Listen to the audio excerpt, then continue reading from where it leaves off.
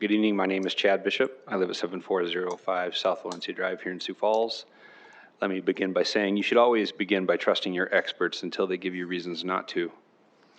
If you as policymakers have been operating under the assumption that the recommendations made by our medical experts, both local and national, with respect to natural immunity, as represented by the CDC, represent a broad scientific consensus, I would respectfully request that you watch the following clip of an interview with Dr. Paul Offit, published January 25th of this year. In this clip, he recounts the meeting where he was, quote, asked along with 3 other people to advise the administration on whether or not natural infection should count as a vaccine.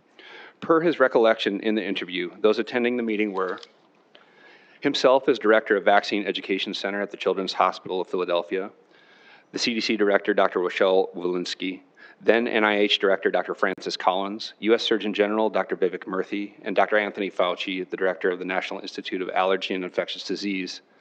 In this interview, Dr. Offit recalls, I mean, you've been vaccinated, essentially, but here, and I think it was probably more bureaucratic than anything else, it is not surprising at all that if you're naturally infected, that you will develop high frequency of memory of B and T cells, which should protect you against serious illness.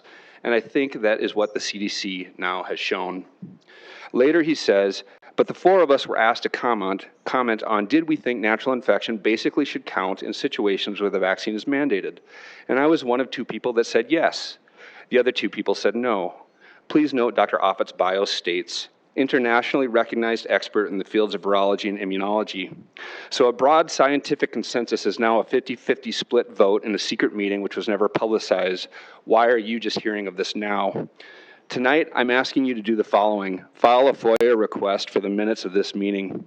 Alter the city's COVID-19 vaccine outreach campaign to inform parents of their ability to screen their child for prior immunity before having a COVID-19 vaccine administered to them.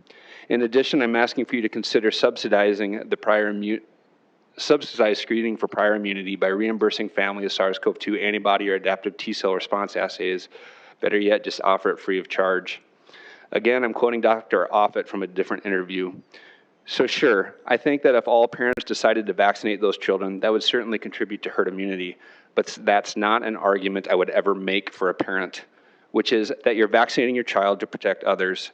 No, you're vaccinating your child to protect your child. Given the data I have provided in the last several weeks, this begs the question, so what benefit is there to a child who has already recovered from COVID-19 to receive any of the vaccines on offer?